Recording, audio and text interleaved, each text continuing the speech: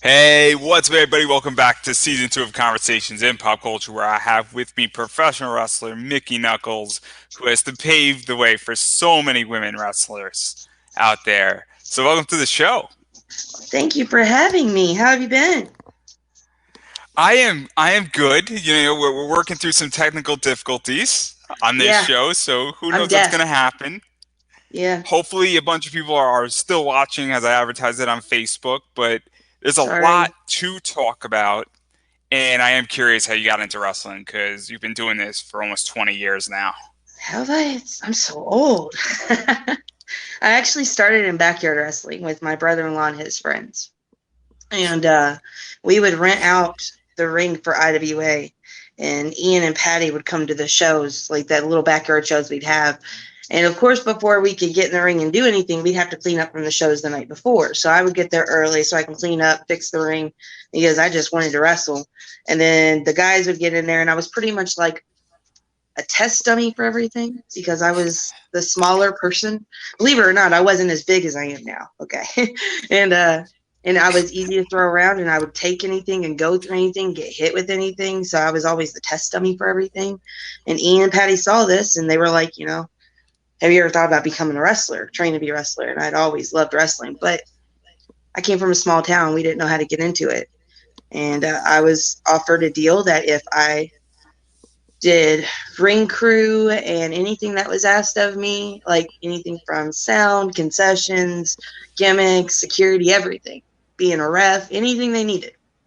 If I did everything that was asked of me, they would continue to train me for free until I quit because Ian was convinced I was not going to graduate his school. And I was determined because I'm not one to sit there and let somebody go, oh, you can't do this. So I powered my way through and became the first female graduate of IWA Mid South Wrestling School. So let's talk about that because this is super interesting because you paid your dues. Obviously, you did everything that was necessary in IWA Mid South as a trainee, and then you're doing that and then you're being trained. And obviously, this is what, 2002 ish? I graduated high school in 2002, a week after my 18th birthday. And so, what was that like stepping into the ring, but also doing everything else and really getting all the aspects of wrestling? Because I think people forget that a wrestling company and even being a wrestler is not just being in the ring, it's ring crew, it's selling concessions, doing tickets, promotion, and everything in between, cleaning up after the event. And when you do all that, you get a real understanding of what the business looks like. And so, what was that like? Because in many ways, it gives you a different perspective. So I've always said I was very blessed. I had some of the best people around me to help train me. I trained 5 days a week during a lot of the time of training. And then you would think IWA would have like a show every weekend, a show, Friday and Saturday. Sometimes they'd have a Thursday show. It just depends on what's going on. And so I would also be happen to be there to do those shows. And then I was working a full-time job because I was alienated from my family after I chose wrestling. They didn't quite understand and accept it. It is what it is. So I was on my own and I took care of myself. And at one point in time, I think I worked two full-time jobs while training in IWA. And then you have to go through the emotional training as well as the physical training because when I was being brought into the business, I was told that people are going to say some fucked up shit. And either you get some tough skin, you learn to roll with the punches, or you crumble and you let it beat you. And they were sometimes downright fucking horrendous with some of the shit they would say. But never once did I say, oh, this is unfair. Oh, woe is me. Oh, a pity party like some people do. And not that I'm saying it, there's a fine line between being brought in the wrestling business the right way and being subjected to ridicule and abuse just for the sake of that. The benefits of me being trained the way I was far outweighed any type of negative or derogatory thing I went through. And it was the balance that I had to find in order to understand that this business was going to chew me up and spit me out unless I did something about it. And so I was very blessed to have those people around me, the same people that were training me, that combined, I can't even count the number of years they have as far as in this business. God rest his soul. I had Tracy Smothers training me all the time, sorry. And Bull Payne and Mark Wolf and Chris Hero and Punk was down there a lot. And, Ian and Roland and Mitch and Cash. And I had a plethora of people, Michael Todd Stratton or Todd Morton, whatever you knew him as. I had tons of people. And then you got to think at that time, IWA was bringing in people like Samoa Joe and Chris Daniels and AJ Styles. And so then when those people would come in, I'd have the ability to pick their brains. I was very spoiled and blessed. And I took the opportunities I was given and I did the best I could with them. And I'm happy for them. But it was rough and it was meant to be rough. And unfortunately, some people are not trained that way anymore. And I don't know if some people, even if they were trained that way, if they would make it through. I would hope. But I'm lucky to have what I did in training. It's an let's talk. experience that I would never trade in. And let's talk a little bit about that because there is something that's going around. Obviously, I'm a big ICW fan, Uh-huh. and on one of their shows, they basically said, "Hey, people are soft today," and that you were trained very much in an old ECW way, from my understanding, and that's how Ian trains people, and he's brought up in that way, and there is something to be said about that. And obviously, what you've made a name for yourself in is you're a hardcore wrestler and you're like paved the Well, way for a hardcore women's wrestling in a lot of ways. And I think that comes out of IWA Mid South and the way Ian and Chris trained you and a variety of other people. And what is that like? Because your matches, I feel, are phenomenal. And we're going to talk oh, about a bunch of them in a second here, but it is you've had some amazing, memorable matches thank that you. people are still talking about with people Uh, that I absolutely love, and I have a crush on one of the people you wrestled. I can only imagine. Awesome. Now I'm going to be thinking that the rest of this thing. Yeah. Good job. I'm like, who?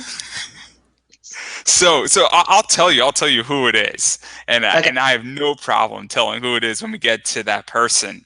But I do want to talk about coming into it because IWA Mid South with you is insane, and you've had crazy matches dating with so many people. I think Daisy Hayes is one of the names that pops up over Mm-hmm. like the 11 years you were in IWA Mid South, and you've had every type of match with her and obviously two Yeah. out of three falls matches, steel cages, DQ matches, title matches, back and forth. And I mean, you built the women's division in IWA Mid South, no question I about it.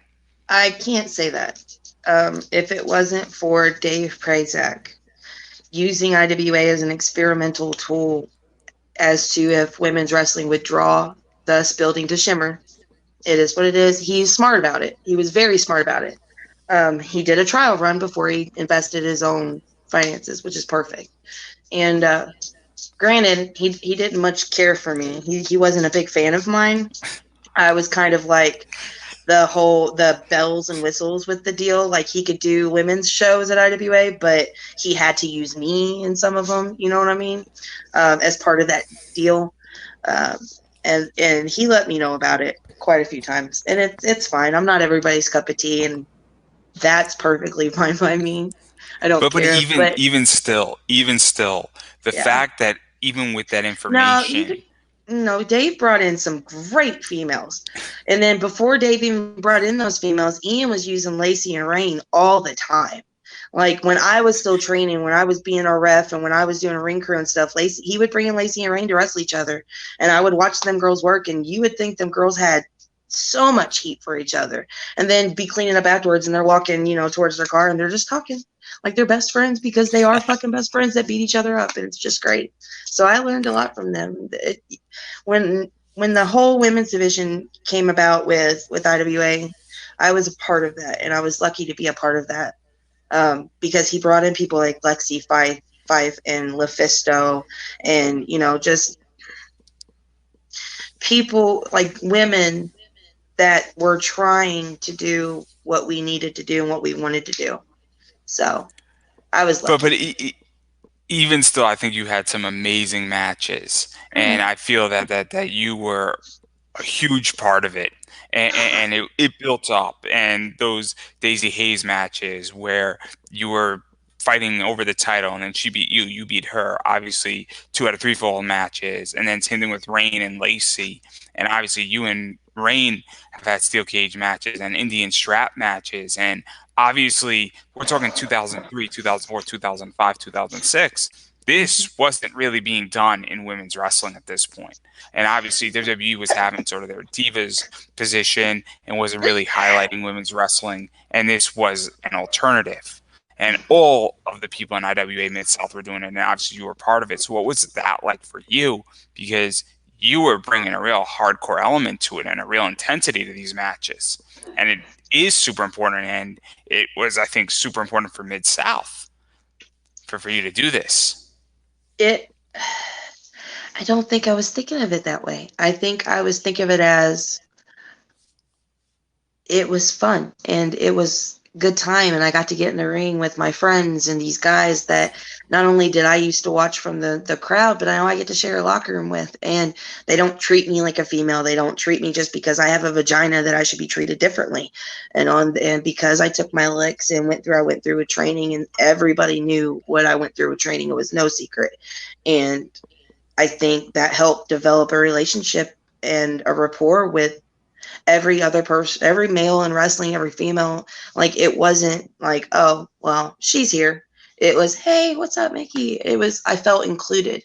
And I don't know. I just, Because I think the turning point with a lot of this was your Ian Rodham match, the first one, where it was a bunch of fans bring the weapon matches. Because that didn't happen. It's obviously intergender wrestling existed before this, but now you have the owner of the company you're going up against, and it's not a traditional match. oh, that And was because I annoyed the fuck out of him. Don't get it wrong.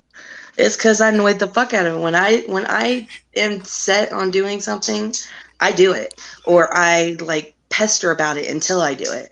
And so I was annoying the shit out of him. I was telling him I wanted to do death matches, and he was telling me no. And Patty was like, "Why don't you let her do it?" And him and Patty would get into a little squabble. And then like Pondo would be there, and Pondo, would be in the background listening to all this. And then Pondo comes to the ring and says what's exactly on his mind. They both went to Japan. They saw these women over in Japan step up in the ring and do these same type of matches. Why am I any different? I've fought and struggled to be where I'm accepted. Why not let me do what I need to do, what I feel like I'm destined to do? Why are you standing in my way? And so, because I pestered and annoyed him, he was going to be the one to break me in. And he was not going to be nice about it. That first shot with that water jug bat, I don't remember much. Like, for the next 3 minutes of that match, I remember feeling cuckoo for Cocoa Puffs. I had concussions before that, but that rocked my world. And then I was like, all right, we got to get up and go, or he gonna kill you. So it was either get my ass beat or get back up. And and that's what I wanted to do. So I did it. And I feel like it opened up who you are because following all this, you then opened up a whole hardcore level. And I don't think there were other people in America like you at that point. And you opened that up, I think, for Mid South in a lot of ways. And you've been involved in so many matches. Obviously, Queen of Death match is another one that we got to talk about, and staple guns, and obviously, Tai death matches as well. And this is kind of what I felt and why I say, like, whether Dave Prazak liked you or not, you made an opportunity in IW Mid South for yourself because these matches people know about. I don't know any other wrestler that people say, hey, I remember. But when people drop Mickie Knuckles and I say, hey, I'm speaking with Mickie Knuckles, everybody immediately gets deathmatch with you. That's funny. That's funny. I mean, I love death matches. And you're wrong, by the way. So death match and hardcore is not the same thing. But you're right. I am a hardcore wrestler. Fair enough. I'll take the lick on that one. I'll take the lick on that All one. right. But you I you have to, are a very I'm just keeping it violent real with you. wrestler. Let's leave it If at that. if We'll nothing else, I try to be nice about it. I just, no, just joking. I don't care. Anyways, so what were we asking? What was the So question? what was that like really entering, I guess, the deathmatch scene in wrestling? Because Queens of Death was the first time I feel like that was being done in America in a lot of ways. And I'm not saying I'm 100% accurate on my wrestling history, but that was insane. And even looking back now, and obviously deathmatch wrestling and that entire scene has gotten a lot bigger in America due to a variety of people. But even still, like you could put what you did in Queens of Death the first time up against some of the stuff that's being done now, and I think it still stands pretty well. Well, I appreciate that. I mean, it was something that we were trying to do. We were trying to bring in the hardcore and deathmatch element to the female with the whole female roster. And the reason we were trying to do that is because I had been in King of the Death a couple of years, and Ian felt like maybe the crowd would like to see, a unique spectacle like an all-female deathmatch show. And I'm not sure why it didn't draw. I'm not sure. I know we had some problems too with keeping these girls booked. Some girls would take the bookings and then later on they cancel out. Like one girl's excuse was she just got a boob job and she didn't want to risk damaging her boob job, but you knew about this booking 3.5 months ago. See what I'm saying? Like Yeah. priorities, man. You know when you're gonna get a boob job. You don't wake up one morning and you're like, you know what? I can't live without a boob job. Like I've never woke up and be like, I really just need a boob job, guys. Just I can't live another day without it. You know what I mean? Or somebody be like, well, I just got a new tattoo. I don't want it to get dirty or infected. Yeah. Bro, cover that shit up or something. Like, I'm sorry. You knew. And it made it really hard. And a lot of times, like, oh my God, I think the death matches, the Queen of the Death matches I did against Lufisto in the main, that death match, we had so many girls cancel out that we actually did a round robin tournament. Ugh. And I had done double death the day before. So I was exhausted. I think I did 7 death matches in one weekend. And I was tired. So And going into the let's finals with Lufisto, I like you could see me come to the ring and I just look like I'm worn the fuck. I got road wet and hung up to dry. It was a bad day for me. And I didn't know how so I did what I did. I'm happy I did it. She so was happy about it. Everybody else was happy about it. It was a good time. so I love Lufisto. Lufisto's like my crush. Totally would make a move. Would love to take Lufisto out What are you on a talking about? date. She's She's my so crush. Boy, you better back up. No, no. Nay, nay, my friend. I've had a crush on her since before I wrestled her. You better back up. So I did get to interview Lufisto, which is a very cool interview. 45 minutes of shooting on CCW. 45 minutes of it. Amazing interview. Super, super entertaining. And I love I bet. Lufisto. And if I could, I would totally make a pass. I don't think I have the balls big enough to I don't think make her that boyfriend's move. gonna like that though. I'm just being honest. He looks like a nice guy though. But anyhow, this is why I carry a 9 millimeter anyway. It's such a bad joke. It's such a bad joke. It is a Oh, terrible it's joke. terrible. You'd be totally in the wrong for that. Here, let me hit on your girl. You're gonna do something bad at Pop Pop. That's a terrible person. You're a bad person for even thinking that. You going to hell, my friend. I can't save you. It's okay. Nobody It's can. okay. I'm Jewish, so I already know. Oh, It's even worse. It's even worse. But anyhow, getting back to this. So let's talk about the Lufisto match uh-huh. because she is a beast and Oh my she God. is can go. Yep. I think, and she's got like a second win, a third win. Obviously, you got weapons in there, and this was a war. It's not. a wrestling match anymore. This is a war. Obviously, you're exhausted from wrestling a bunch. She's a little bit exhausted from wrestling a bunch. I think is a safe assumption. And now you're going at it, and the two of you are relatively young, and now this is gonna get bloody. So, what was that like for you? Because this is crazy, and obviously Lufisto was big. You're getting bigger in wrestling in your name, and this is the match everybody wanted to see. So before the show started, I was nervous as fuck just about that match, because we had set it up the year before at Queen, where her and Vanessa Craven had attacked me in the cage, and we brought it back the next Queen, and so going into the finals against her, like I was already excited and nervous, and I was like, okay, if I fuck up against her, I quit. Like I'm just a piece of shit. I just need to quit immediately. And I wasn't even taking into consideration everything else we had to do, um, in order to be able to get to each other. You don't think about it. And then as you're going through the motions, things build, like, this head bump spot, fucked you up first match. So then the second head bump spot, really fucks you up. And then you land on your shoulder on the third match.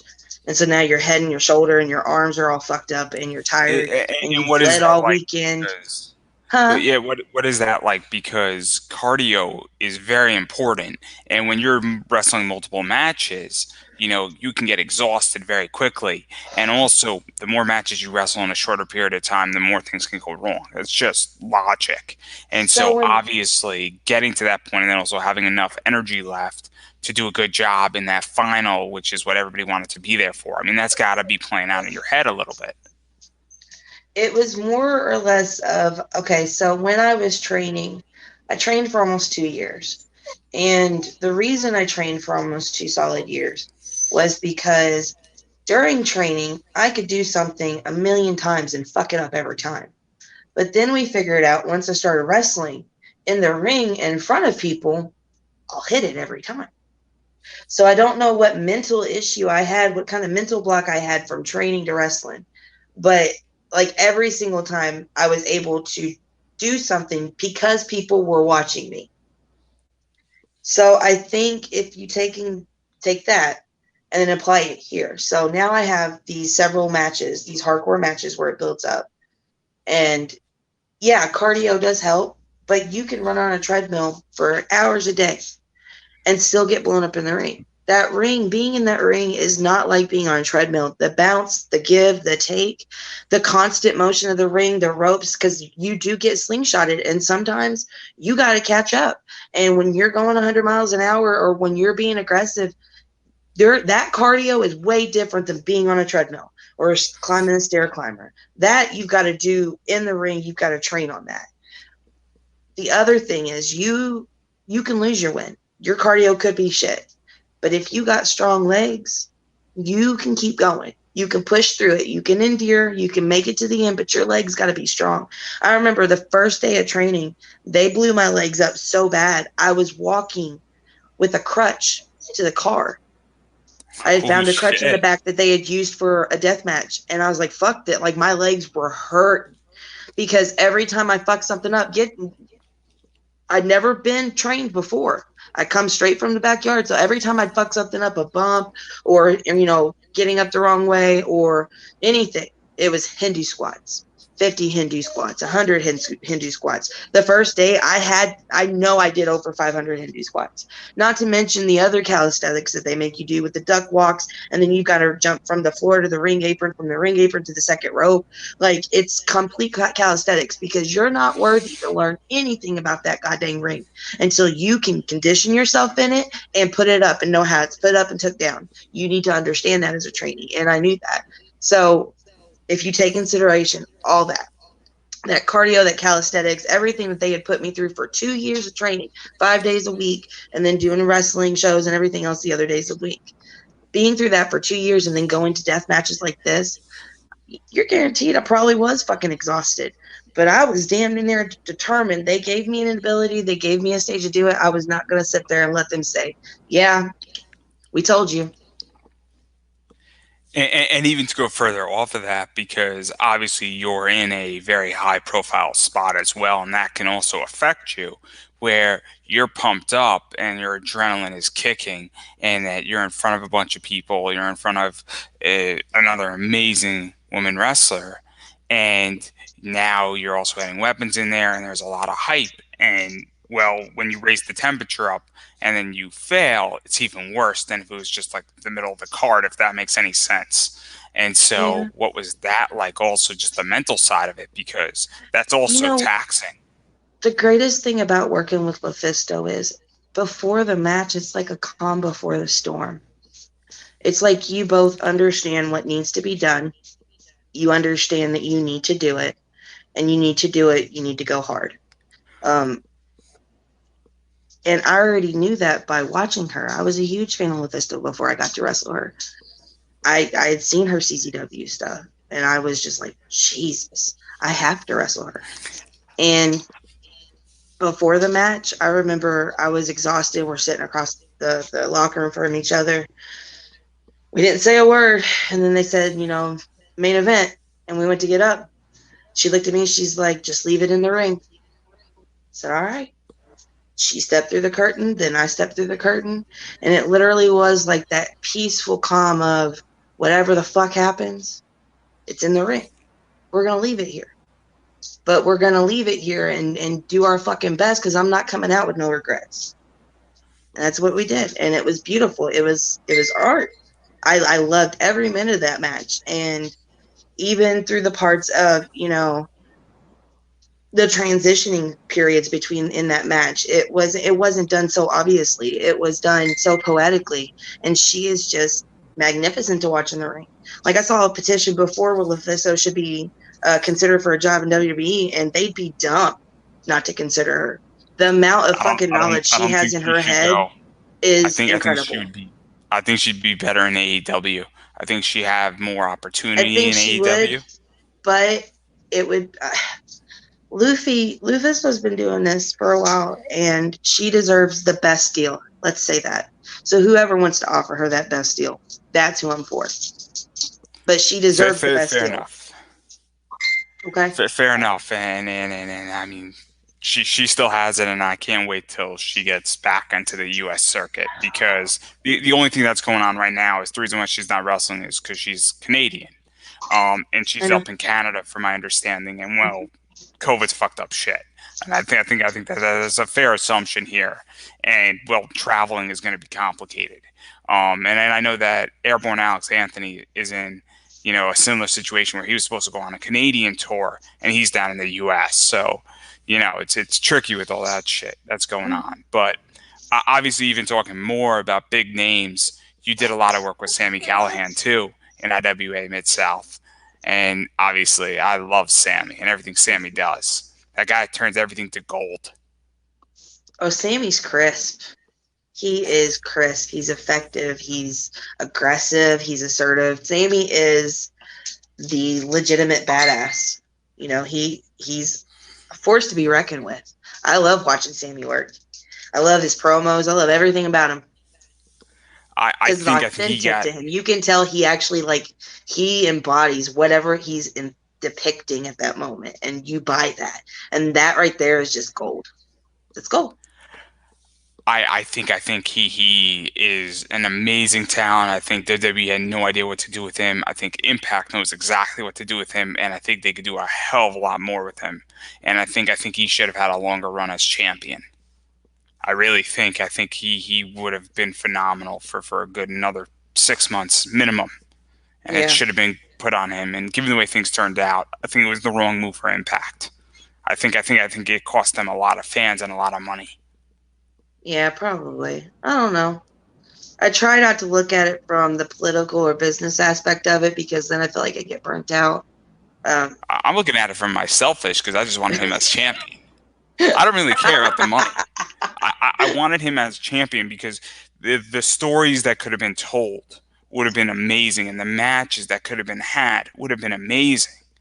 And as a fan, and the way that guy, because I believe what Sammy does. Like I genuinely believe, and I'm like, you are making me a follower. Like, you're the bad guy in this storyline, and I want to be on your side. And that's how I feel about Sami Callihan. I do not feel that same way about, Kenny Omega. Because and I like Kenny Omega. Kenny Omega is beyond talented, but Kenny Omega does not make me want to be on his side and be a loyal follower. And it's an art to do that.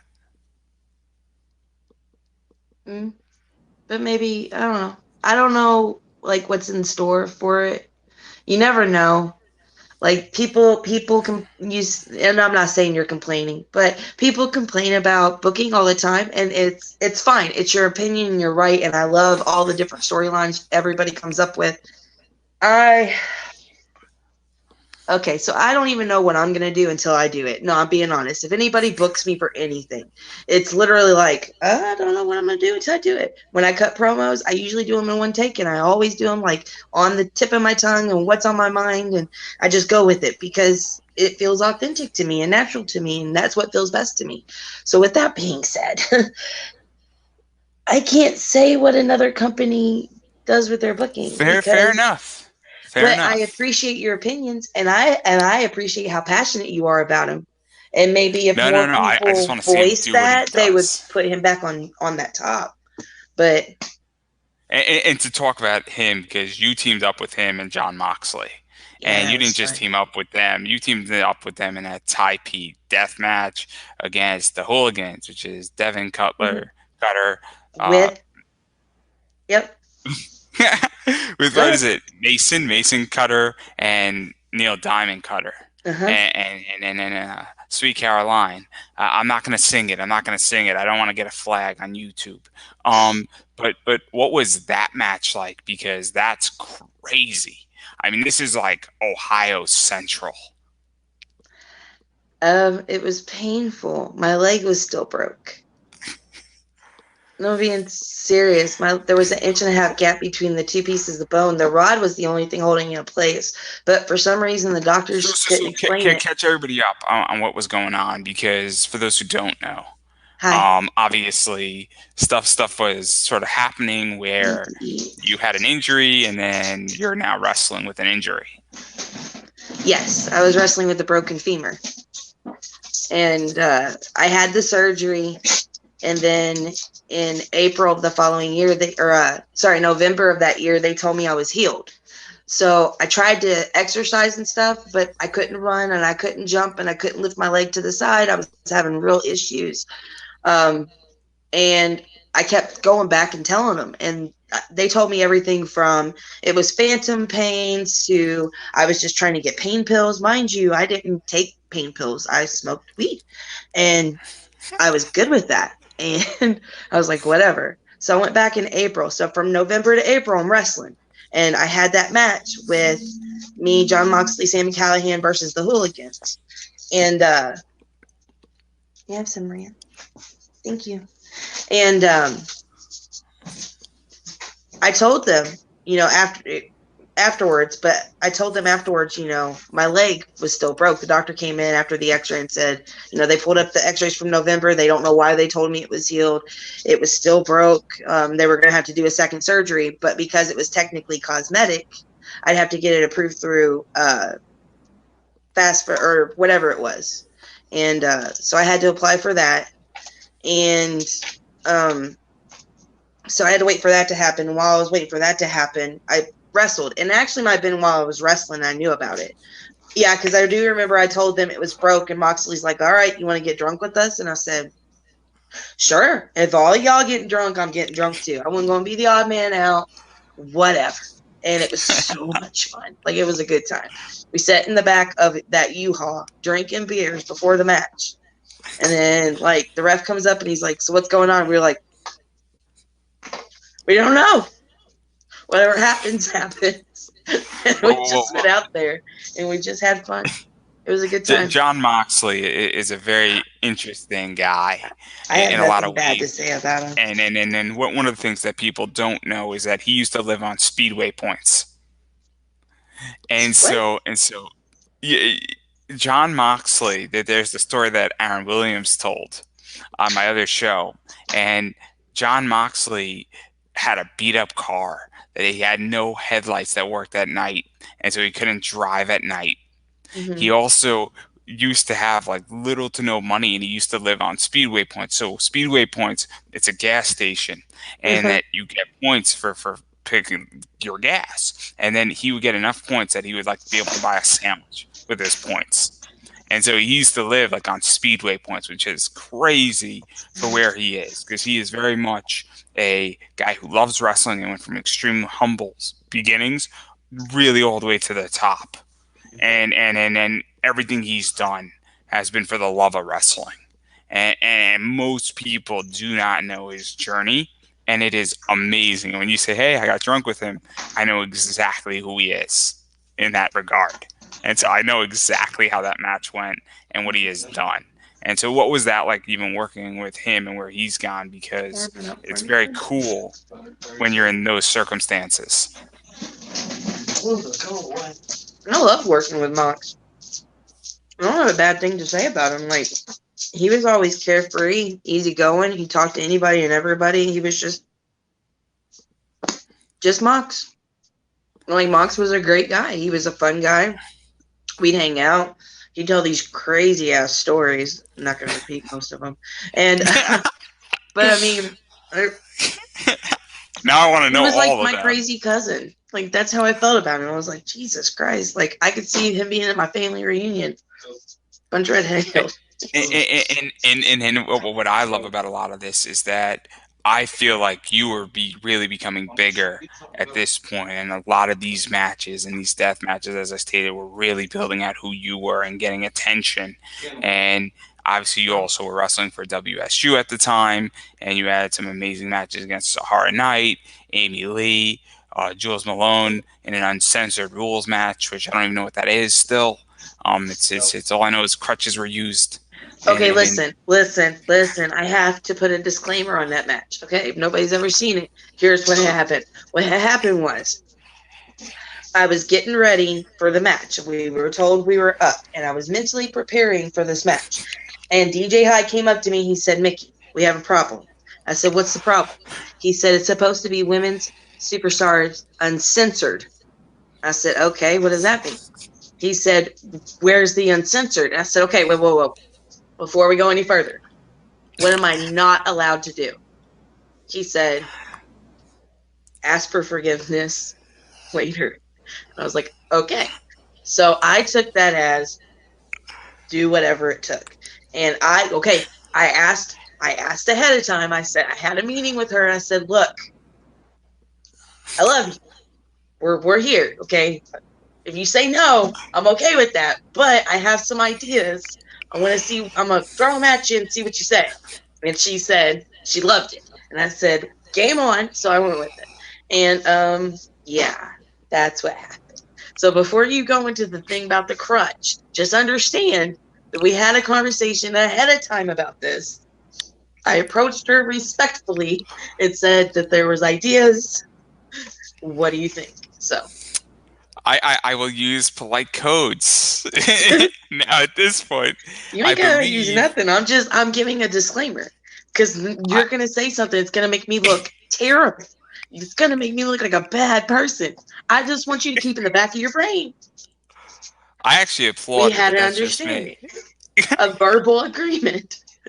I didn't get anything in writing, but I didn't think it was necessary. She said okay. I said all right. I believe the crutch found a cave. What? I think that's the way to put it. The crutch found a cave, right? Sure. The crutch found the cave. I bit the cave. I headbutted the cave. She stapled my cave. There was a lot of cave entrances, some kind of woolly bears. Who knows? It's going down south on the human body is another way to put it. I thought it. I mean, That wasn't smooth at all. That was not.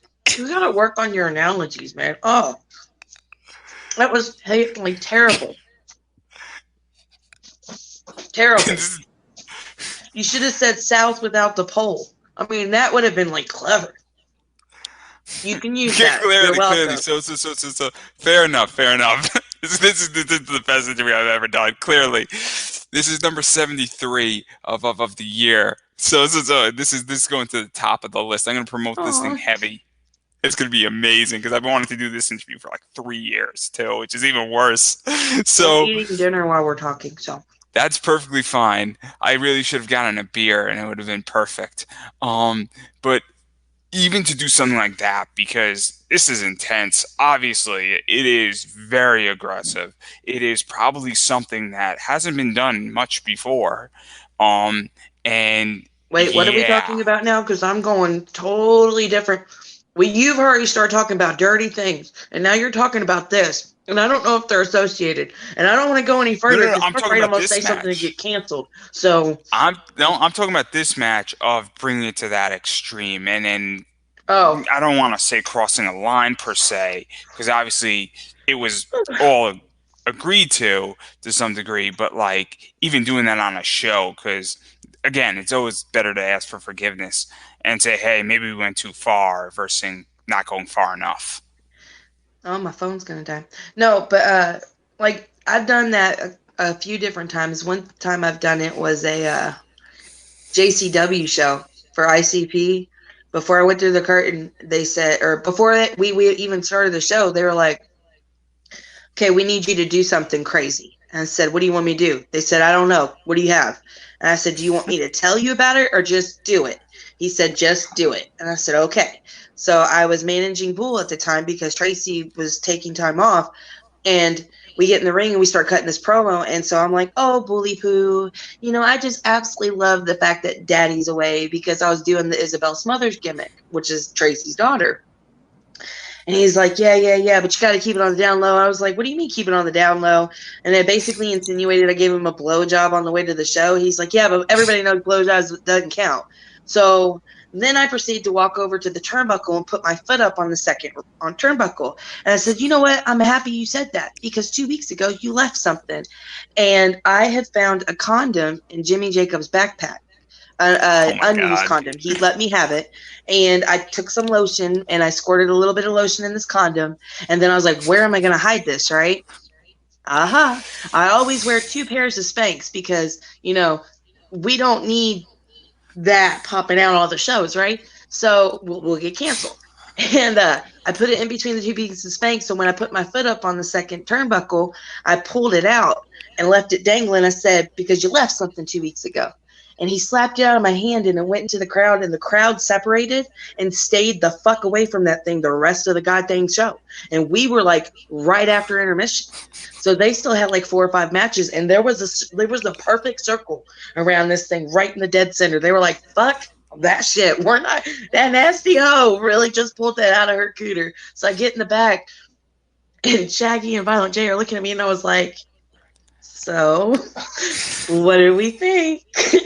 And they were like, Jesus Christ. And they just walked away. And I was like, I'm guessing that's a win for the team. I don't know. So, yeah. Let's just say yeah. I'm So absurd. so so to even do that, because I like pushing the line in what I do. Mhm. And I speak to a lot of writers, I speak to a lot of comic people, and I know plenty of people who love pushing the line in a variety of methods. And I think that it's always better to push the line and see how far you can go with something, because that's how we evolve as people. That's how we evolve in wrestling in many ways. And so, what was that like to even do You something want me like to send you that, the or bill where, if where you does don't that believe me? idea come from? Sorry, what? Where does that There's a idea food to be? situation right now, and I'm a fat kid. So where does that idea even to come from to do something like that? Because that's crazy to me, and Do I something wouldn't like even know what? where to begin to pull out a condom with lotion in it and toss it I into the really crowd. am crazy. You all think I'm joking. I am legit fucking cuckoo for Cocoa Puffs. I just use it to my advantage. Like, I just That's think, crazy. what would a crazy bitch do? And I'm like, aha, I can do that. That's what I'm going to do. I also like how it's Jimmy Jacobs is unused condom too that you borrowed it from. I It think was an that's unused condom, though. I was so happy. I was so happy. Yeah. So I, he was I I nice think I enough. think I that's said, the does anybody icing. have a condom? And he was nice enough. He said, oh, I got one without even questioning me. She gave me a condom. That's Like, all right, hilarious. Jimmy. He's a pro. That's hilarious in so many ways, but for all the right reasons too, all the right reasons. So I do want to talk about Queen and King Ring 2014 because you got to work with Matt Tremont, and obviously that's kind of perfect as far as both your styles. And Matt Tremont is obviously one of those legendary deathmatch wrestlers. And what was that like getting to work with him? Because that was wild, for lack of a better word, and perfect team I in many ways. I will go on record and say I love Matt and his wife Chrissy like they're my own family. I'll do anything I can for them any day of the week. Like it just felt like I found my kinfolk. Like he was so easy to talk to. And it's like I knew him forever. And I don't know, he was just the sweetest, kindest person. And then you turn around and you meet his wife, who's just amazing. Like she's so strong and like Matt and her are just the perfect team. And then you get to wrestle in the ring with this guy that you have seen over in Japan. Like you've watched his matches over there. You've seen him down, everywhere. Jesus. And so I was afraid I was going to get lost in the music because I was afraid, I wasn't at that level with them. And he never once made me feel inferior to him. And he felt like I could do what we needed to do. And I felt very, very happy and very included. And I can't thank him enough. So like I said, I'll do And, anything and everything I can for them. and then one of the things also that's super important, I think, about this is that anytime anybody gets to wrestle against Matt Tremont, whether that's a death match or just a regular match, it is in many ways a privilege. And obviously, he's now retired for the time being, and Mm-hmm. he's running H2O, and I think he's doing a phenomenal job, and he's fostering Great. the next generation. Mm-hmm. But he's brought a lot of deathmatch wrestling back to the U.S.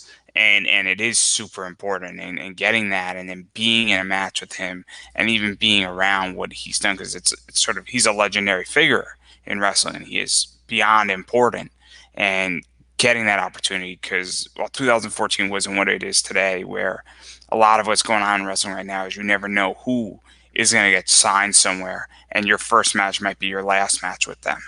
And obviously in 2014, I don't think that was the case per se, but it is now. But even still, you never know when you're not going to get another chance to wrestle somebody. And to be on that list that you got to wrestle with him, I mean, that must mean something to you beyond because now he's still young, but he's obviously in a different position now as far as fostering the next generation, as I stated. Here's a funny thing. You keep saying his last name like that, and Pondo makes fun of me for the way I say his last name, and so that's why I'm kind of laughing in my head. I might be saying it wrong. I I'm the don't first think you person. are. I think maybe Pondo's right and I am, but I'm too stubborn to change it. I say I say Tremont, I mean, it could be that too. I don't know. but I've been Pondo. But corrected on see, it. he says I say Leva Bates wrong too, and I say Leva Bates. I don't know how I say it wrong. I say Leva. Like, See, that's what he says. And I don't really care because every time I say, hey, Leva, she's like, what's up? So she answers, what does it matter? she was my second interview on I my other love show, her. which is She's so crazy. funny. And then Rolling Stone interviewed her right like a week after. I'm like, great guys, stealing my thunder. And it's kind of crazy. I just reached out. It's super weird how this all happens, and my life is fascinating in that way. Obviously, I'm not too sure. We're gonna have to have a conference call with Matt on how his last name is supposed to be pronounced. I know I'm saying it wrong, but he's never corrected me. So He might be is just it a really little my too fault? nice. He He is. might be a little too nice. And then I do want to talk about Girl Fight because Girl Fight's fun, and I like what you've done in Girl Fight, and you've had some serious fights in Girl Fight, Hmm? and Diamante D Rose, Jessica Havoc, Sue Young, Kira Hogan. Yeah, and then you've also had a bunch of people who are brand new in wrestling, such as Aja Pereira, Hudson Evans, Charlie Cruel, and so obviously that type of stuff is awesome. And then obviously Maria Manic, she's scary. You had a dog collar match with her. What the fuck's the matter with you on that one? Like, that's insane. Um, I don't know what you mean. I didn't do that. I don't know what you're talking about. What are you talking about? It wasn't me. Can't prove it. No, listen, so Mana and Pondo is doing a great thing with Girl Fight Wrestling. And they have produced a lot of great matchups, a lot of good, entertaining shows. And the thing with Girl Fight Wrestling is a little different. Instead of us having a home base, we go to other companies and their girls against our girls, and it's a good match off. It gets their girls, some work with other people who they don't normally get to work with, and vice versa. And we're Yeah. all the better for it because their fans now see another way of women's wrestling. And Pondo's really helped with doing that. I mean, he did that just by being traveling carny show. Um, right now, we have so many great young talent, and there's one talent that just as soon as she turns 18, she'll get signed, Oh, I know guaranteed. who it is. I know who it is. And she's my It's daughter's favorite wrestler, which really fucking gets in my craw. But which does she have a pet rabbit? yes, she does. Yeah, I got the It, d- Christmas card d- d- finally. is her home base St. Louis by any Sure, chance? sure. It, She it, gets on my damn it, it- nerves sometimes, but I love her to the, death. Billy Starks, yeah. I So, know she follows me on Twitter, which is awesome. hmm And she's stupid good, hmm stupid good. It's like, oh and my she's so God, fucking smart, man. She makes straight A's and she's in honor classes. oh She's my like a God. fucking It's like genius. Yeah, she's gonna do real good. stupid good. It's just And she's stupid taking good. Japanese too. Hello, Japan. What's up? She's taking It's ins Japanese so she can go to Japan. I know it's crazy. Me and her had like a 45-minute conversation off the air. It's wild, and she's just stupid good, and I hmm don't know how she became this good. And I make the statement every time. I say she is wrestling's best kept secret. That hmm and if that's what the future of wrestling looks like, wrestling is in good hands. And it's And I'm gonna point this unbelievable. out right now. There ain't no way in hell is she ever gonna be taken advantage of because her mama and her dad just they lock it down. So if anybody else out there has got like a inkling in your brain that you're gonna take advantage of this 16-year-old girl, and if I find out about it, I don't care. I ain't gotta be booked to drive in a car. So so That's a so so road so trip. I'll so take my friends. We'll get psyched up on the way there. I don't care what I gotta do. I'll drink freaking Red Bull all the fucking way there. I don't care. Give a damn. Don't So, fuck so, with it. so, what is this like for you though? Because obviously Charlie Cruel's another one that's hmm pretty good and is part of this new generation.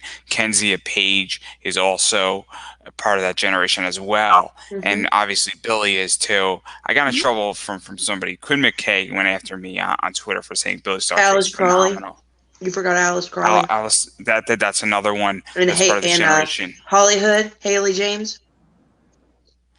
Yeah, and there's a few others that their names are slipping me, but the idea is that you've worked with a lot of these women, hmm and obviously you're the veteran, and they're new.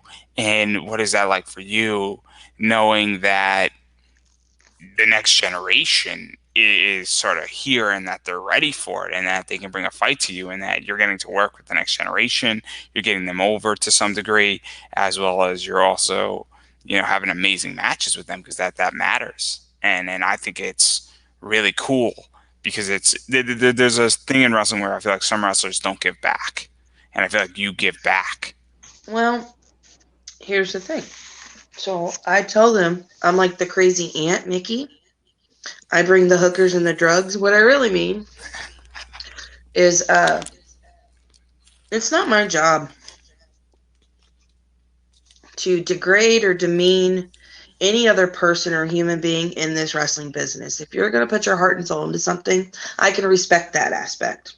As long as we're respectful to each other, that's great. If you start to be a disrespectful twat, there's not much I can do to help you. These girls that are coming in though,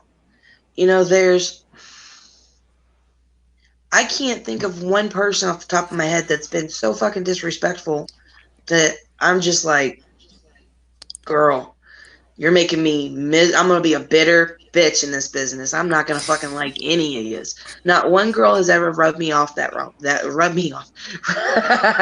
Oh, that's terrible. Ugh. I'm gonna throw up now.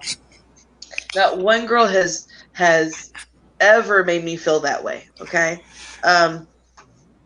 And when I first met Billy, I met Charlie at the same time, and I saw so much potential in both of them. Charlie has a unique way with learning things, and I don't know if it's because I have kids, and maybe when I had kids and everything else I've ever been through in my life, maybe that's the reason I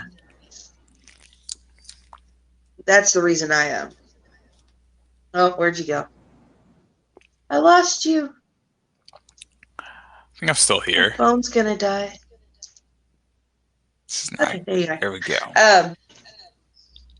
But I started working with them, trying to make sure, because it's hard not to learn bad habits in the beginning, because what's good for them is not necessarily good for you.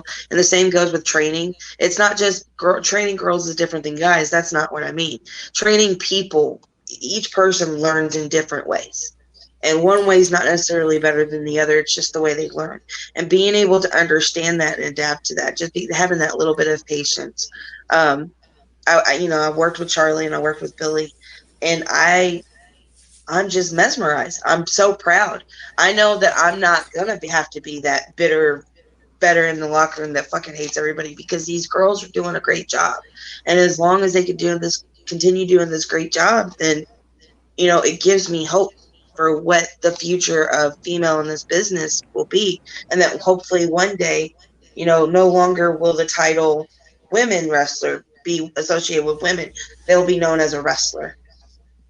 That's my hope with all this. That's my hope with the death matches. That's my hope with the hardcore matches. That's my hope with wrestling, is I just want to be a wrestler. I just want to be And equal. I don't want somebody to say, oh, because it's a she can't do this, or she won't be able to do this as good as a man. So yeah, and and I I'm gonna think add these another. girls are going to be able to continue on with that and continue to plow down those barriers. And that makes me happy, because then if my daughter chooses to do this, by the time she comes in this business, she'll have a path, and it'll still be a hard path, but it'll be a lot fucking easier than we had it. And that's my goal. And I'm gonna add another name into this from H2O that was just recent. That's Kennedy Copeland, and I think she in many ways should be included in this as well. And I know this was Hardcore Kingdom 5 tournament, the first round, Mm-hmm. and obviously Kennedy, she has come a Dude, do you long not way see in the this last six bruise on months. my face right here? Like, she got me. There's a boot print on my face. I went to work and they were like, "What?" And I was like, I fell." I don't know how to explain it. I was So like, I so fell. so obviously, when I saw that match and it was announced, I'm like, oh, this is going to be good because it has to be.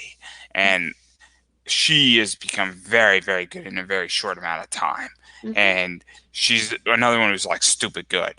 And so it's one of those things. And even being in H2O, and because I don't know if you were in H2O before, but Mm-hmm. obviously that's Matt Tremont's promotion and all that stuff. Being on streaming on IWTV is very cool. Live, obviously, is a big tournament. There is, a real spotlight for it. You're in a very cool arena. Obviously, H2O, they built their arena, I think, and it's a cool place to wrestle in. And so, what was that like? And obviously, she beat you, and that's good for her. And then it was an intense match. Man, I threw a lot at her. I beat her ass. But I did that with the intention of I wanted to see what she had. because she had this big reputation of being this new upcomer, doing these death matches against these guys, and I do no favors being nice to anybody. Now, I'm not in it to kill anybody, but if you're going to play in this game, we play hard, and this is what we do. And I whooped the shit out of her. Then she started fighting back, and dude, she was waylaying the fuck out of me. And I remember when I got her off of me, I couldn't help but to smile a little bit, because I was like, there we are. There we go. It's cool. I'm one of those people, if I get in a bar fight, it's no fair if I'm the only person fighting somebody. I mean, come on. It's fair for tit for tat. Anyway, but she started fighting back, and then yeah. she wouldn't quit. I pinned her, several times on the outside. I tried to pin her in the ring. I fucking slammed her, and my ass is huge. I'm sorry. She rolled me up, and I couldn't get out from underneath my ass. It happens. I'll learn next time. Don't do that. But she And got it. so what is that like for you? Because it's obviously, you're in a real fight and you're giving it and then somebody's giving it right back to you. And that must be nice to some degree when somebody's like, yeah, you're bringing a fight to me, I'm going to bring the fight right back to your doorstep. And You obviously, guys I think think you I've enjoy got that a a little bit. mixed up, like I've got a messed up genealogy going on in me? I'm Irish, Italian, and Native American Indian. Just pointing this out. I'm pretty fucking crazy, and I know how to fight and drink and smoke. So, like, I'm ready for anything. I'm ready to have a good time. It's cool when I get to beat up my friends and we're still friends afterwards, and ain't no hard feelings. It's like a fight club that everybody gets to talk about, So I'm good with this, and I just earned a new friend. I meant what I said. I'd love to see a queen rule that kingdom. Apparently I was not meant to do it, but like I said, every bitch has their day. They do. What are you gonna do? You can either let it defeat you or roll with the punches. And I mean, I just think it's really cool, and I And think you that know what I match. think about it now is I'm not necessarily sure if my shoulders were all the way down. I'm just pointing it out. Like if you look it back, like we need to watch it back, and I need some opinions. I don't think my shoulders were down. That's probably me. I'm just saying. And Let's so, down. If you can comment or whatever you do, start a Facebook thread. Was her shoulders down? I might have to beat up a hashtag ref. My phone is gonna the die by the way. shoulders. Well, I'm gonna try to get you out of here before that Okay. happens. I promise. And if Okay. it'll be perfect if it ends right then and there. But anyhow, Yeah. obviously, I do want to talk about COVID and the future of wrestling. With COVID, obviously messed up everything in wrestling, and then now wrestling's starting to come back. But there are precautions. There's been a lot of fanless shows. And where do you think it's going, wrestling and everything in that realm? And where do you think it's going to be going as we sort of turn the corner with COVID? You guys got to look at the history of mankind. Yeah, we got to do some research, y'all, as individuals and as a group. So if you look at the history of mankind, throughout history, there has been periods where there has been a wide outbreak of something. It could be influenza, it could have been smallpox, it could be polio, it could be Ebola, whatever. There have been small outbreaks of these viruses, right? Yeah. But after we get these vaccines and after people become exposed to this virus and pass it through their bodies naturally and build up their own immunities and things, we go back to living. And that's what people like. I don't know if it's because it's the most recent crisis in history. I don't know if it's because it really did, cut down our elderly population by a lot, and it hurt a lot of adults with pre-existing conditions. And it Do was you a also think it's social media related as well, where everybody's on social media and then a bunch of misinformation is being thrown around and everybody's I think communicating in real any time? I think any media outlet, whether it's social media, news media, any media outlet is going to have those people who peddle false information for their own political agenda. I think it's our responsibility to look into the information, read the viable resources, go to Johns Hopkins University, website and look at that, a viable resource, somebody you can trust that what they say is true, because they don't only do their test over here. They Yeah. take the test subjects from, or the test studies from each individual country, and they gather Hmm. as a whole because they're not government ran. Look to these people who do these types of research, not for any beneficial gain. You have to really look, but you can find it. Do your own research, because at the end of the day, you'll understand, yeah, this is terrible. Absolutely terrible. But just like every other virus in the history of mankind, we will prevail. We're going to move on. We're going to build up those antibodies.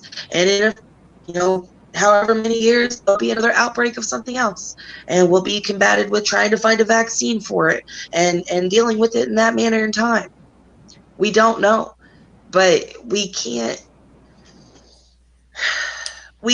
stop and ceasing to exist, because what kind of life is that? All Yeah. we can do is do what we're each responsible for and take responsibility for ourselves.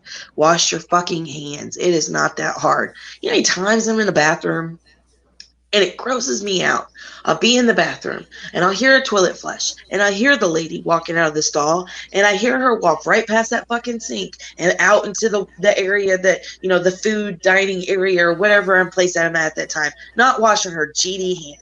You know how bad that disgusts that? Like I'm sitting on, ugh, I can't even do it. Like there's two hard no's and it's poop and pee. I can't do it. I will throw the fuck up. I just, no, I can't do it. Okay, wash your hands, sanitize your hands. It's not that hard. Common decency. Nobody else wants to eat your shit. I'm just being honest. Your shit does stink. We don't want it.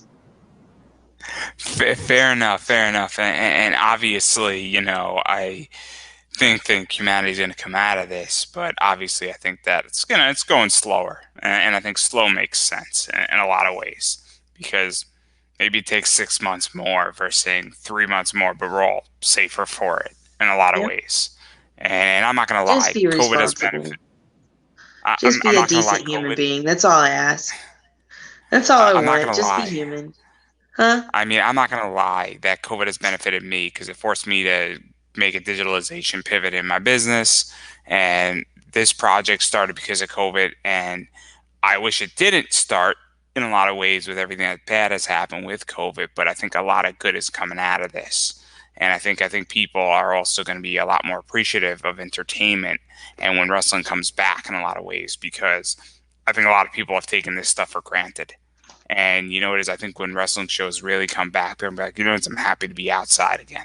And that I understand that seeing somebody is not a right, it is a privilege in a lot of ways. And so I'm hoping that really translates over in a lot of ways.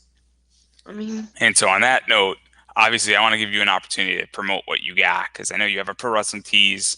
I don't know if you got some upcoming wrestling dates coming up that you can announce. If not, I'm sure you have some stuff that ICW you this can weekend, announce. Saturday. ICW Milwaukee, Saturday. I'm got coming up, and I'm hoping I earn a spot into the Insane Eight. That's my goal: is to go there, show the fuck out, and see if they like it. And then obviously, where can people find you on Twitter? Because obviously you follow me on Twitter, but I want people to follow you Just on type Twitter. in I want Mickie people, Knuckles everywhere. It's Mickie Knuckles, Mickie Knuckles, Mickie Knuckles. and then your pro wrestling tees is up above or down below on YouTube. Got that covered. So obviously, buy the merch. Oh, and Super, super important. what is the other company? Deathmatch, Deathmatch Worldwide. I have t-shirts on Deathmatch Worldwide as well. So check them out. Get some. And then obviously, as I stated, buy the merch, everybody. That's what we're here for, and I've been saying it over and over again. You have to support your favorite indie people. And that can mean twofolds. The first, obviously, go to wrestling shows that they're in. That is super important. Obviously do it safely. Don't show to a no fan show and be a fan, obviously. But if there's 100 tickets, buy a ticket to see your favorite wrestler. And then secondly, if they have T-shirts, whether that's Pro Wrestling Tees or World Deathmatch Wide or Deathmatch Worldwide, I'm not exactly sure the full thing, but obviously buy the shirts off of there. It is important. 8x10s are may or may not be up there, or any type of merch just in general, because that does go a long way and it does make a difference, especially with COVID, and it does a lot of good. And also, it's super important to do that. But if you are in a financial hardship, and believe me, I've shored up a lot of assets in my life, and that I am definitely watching my budget as of lately. I understand it, that if you cannot afford to do it because you're taking care of your family and you have debt, please take care of yourself. Make sure your mortgage is covered, your rent's covered, food, water, electricity. If you have husband, wife, girlfriend, boyfriend, if you have kids, make sure they're all good. Make sure your pets are good. Make sure you have money for the next month. What you should be doing is supporting on social media. That means Twitter following, Instagram following, Facebook following. All that stuff is free, goes a long way. If Mickie is wrestling, you should be tweeting at her while she's in her match if it's live. That does make a difference. It is super important in that realm. And I like And reading so them. that's I think it's great. I love and people's so yeah, opinions and feedback. So and so obviously on all that, I cannot emphasize doing both of those things. And one of them is free. The other, buy a shirt of your favorite wrestler is a big deal, and it does make a difference. And obviously, go to wrestling shows when they reopen.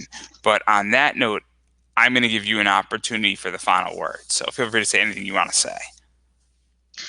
So here's the thing. So I do need to say something that's been heavy on my mind today. I've had a couple people contact me, and maybe I shouldn't do this here, but I'm going to do it here because why not take advantage of The it? floor is yours. You can shoot whatever you want to shoot. Yeah. So I've had a couple As long as people. I'm not being attacked, I'm okay. No, you're not being attacked. I don't think so. But I've had a couple people contact me telling me that I should form an opinion that should lose me business and lose fans the opportunity to see me somewhere live just because of another person that might be booked on that card. And I've had promoters reach out to me and ask me if I would still honor a booking I took if they hired somebody on a card. I'm going to put this out there right now, and this will be the end of it because I don't like this shit. I try to stay far away from it. But you know what? I really feel like it needs to be addressed just one time. So with that being said, unless you have been convicted of a sex crime, I don't care. I don't care your political views. I don't care your religious views. I don't care. We don't have to talk about any of that in the locker room. You know what my religious view is? I'm not. I'm very spiritual. I believe you do unto others. You treat others how you want to be fucking treated. And at the end of the day, why should I form an opinion on something that does not affect my life one way or the other just because they happen to be in the same locker with me? So with that being said, if you have ever done a sex crime, don't come near me. I will fuck you up. Like, seriously, fuck you up. But other than that, I don't really care. I mean, that there's don't start messaging me and be like, well, what about this? What about that? There's always circumstances that are outside the norm that I'm like, all right, I wouldn't. Please don't send me hate mail. I'm not a hateful person. What I'm saying is, I don't care. If they're a good wrestler, if fans want to see them, if promoters want to book them, who the fuck am I to judge anybody? So I don't care. So with that being said, I don't want to talk about it no more. I don't want to address it anymore. It is what it is. You know my standpoint on it. I'm a very blunt person. Don't give a shit. Like, this is how I feel.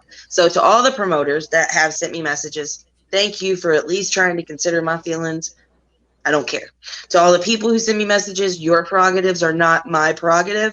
So with that being said, I don't care.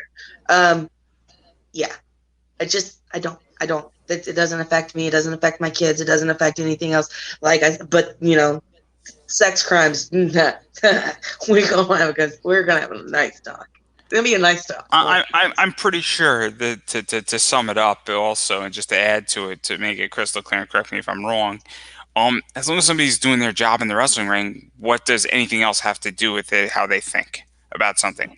Because you can make the same argument that they don't like Fast, Furious 8. Am I gonna go out to every person in that crowd and be like, "Hey, what do you believe in? What do you think? What's going on in your brain? What religion are you? What political beef do you have? Why? That's not my job. That's not their job. That's not our relationship. Our relationship is not that. I shouldn't form an opinion on something you believe because that's stupid. Because who am I to try to judge you and teach you and tell you how you should think and how you should be? That's the most selfish fucking thing I've ever heard of one human being trying to do to other fucking human beings. I'm sorry. I'm It's sorry. And pretty. if you hate me for it, get in Nobody line. I've got a hates lot of you. people who hate me for a lot of different things. I guarantee you, more people are thinking like you than think like the others because the people that Even I if they're found not, who who man, who even if they're not, I've always thought and walked my most own beat. So my theory, and I speak to a lot of people every year now, most people are pretty reasonable, and what you just stated is very, very reasonable. It is, unfortunately, in our society, it is the ends that are extremes that are the loudest, and most people in America, for the most part, are like I said, beyond there's reasonable. exceptions to every rule, and I don't want influx of emails saying, "What about this? You're What not about gonna that?" get it. You Nah, and you're I not gonna both get it. know there's exceptions to every freaking rule, but if it hasn't harmed a human being, you know what I mean? If it hasn't caused mass harm to somebody or a child or a female, you get what I'm saying here? If it Oh yeah, hasn't, if it yeah. hasn't affected the laws of nature, I guess I mean, I don't know. No, I know Then exactly what you mean. I who think am everybody I who am knows. I to say how you believe and what you think is wrong? Because at the end of the day, we don't know. I could die tomorrow and wake up in a sheep's body and be like, holy shit, they were right. Now I'm a sheep. Like this is some fucked up shit. Like, Obviously, I think nobody's gonna send you hate mail, and here's yeah, they why nobody's will. gonna send you hate mail Oh yeah, because they will. what you just stated, and if somebody sends you hate mail, they're on one of the extremes, and unfortunately, both of the extremes are the ones who do it, and they don't because most people agree with you on this point, and I think that it's just one of those things that people make a big deal out of it when it's really not. And I think that that's something that people just need to grow up a little bit. People have different opinions on different things, and you know what it is?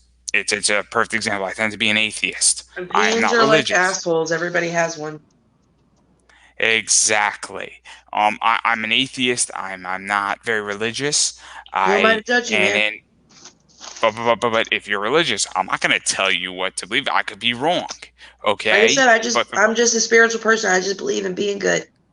Sending good out in the and world, so maybe I'll get it back. That's it. and my viewpoint is simple: is that I believe that I am I build good relationships with people and I get taken care of. And when people don't take care of me, that's fine. Somebody didn't take care of me, they just get kicked out of my life in a very polite way, and that's how I feel. So obviously, I'm going to let you also have, I guess, the final word on maybe something more positive or what you want to say. Anything else for that matter? The floor is yours again. Well, there is a ton of shows getting ready to boom because regulations are starting to be lifted, restrictions are starting to be lifted, people are getting vaccinated, or people just building up their own immunities, whatever happens. So, I'm telling you right now, if you say you can't find a show to go to near you, I say you are insane. The internet is a vast resource to find all information on wrestling. Go into Facebook, go into Google, whatever you got to do. Type in wrestling near me. I don't care. Find something, go see if you like it. It's so much different than a WWE house show and the big companies. Like an independent wrestling show has a way different feel and vibe. You have to experience it. I will say this, and then we're going to wrap it up right now, that there is a website devoted to indie wrestling shows, and I think they have 95% accuracy. So I will most likely include that in the comments down below. So if you can't find a wrestling show on that website, and it might take a month or two for them to get back up to date on everything with everything coming back up, but Dude, if you they're know gonna. you're from my area and you want to go to a show that I'm on, hit me up. Like, you got room in the car? We will make it available. I can't promise you ain't gonna get weirded out. I can't promise some shenanigans ain't gonna happen because I usually take my sister with me, and and um, Well, we're not allowed to talk about it outside of the circle because we all made a pact. Um, but it's a good time. You have to sign a waiver before you get in the car that you won't say nothing to nobody, but you won't regret it. Like it's come on now. Who wouldn't want to be in a car with me for like 12 hours? Ah, it's crazy. Give me some energy Well, drinks. Oh yeah. It's like oh snorting my cocaine God. up to I don't know. I've never snorted cocaine. But I could say it, Everybody else can And, tell me. and, and on that note, we're going to wrap it up right there before we get into too much trouble. And so I would like to say thank you for being on. Obviously, I've been wanting to do this for a while. I reached out to you like 3 years ago, didn't hear a response, or I might have, and you I'm might have sorry. been super busy, which is cool. I wasn't ready for you. I wasn't ready for you. I I needed cheated to on evolve. I cheated on wrestling with the marriage, so we'll just put it that way. I needed to evolve to be ready for this. So I've evolved to Well, get it. mentally you It's like do, otherwise Pokemon. you're gonna need therapy afterwards. But yes, I agree. Therapy can't solve me. We've already been down that road. Right. You know, I tried that. it's They were like, okay. "Here's some pills. Go on." I was like, "Oh, okay. Here we go." My therapist quit on me, but then, that's a horrible joke. That's a horrible joke. But anyway, But on it's that note, true. I'm gonna wrap it up right now, and this is a wrap. Bye.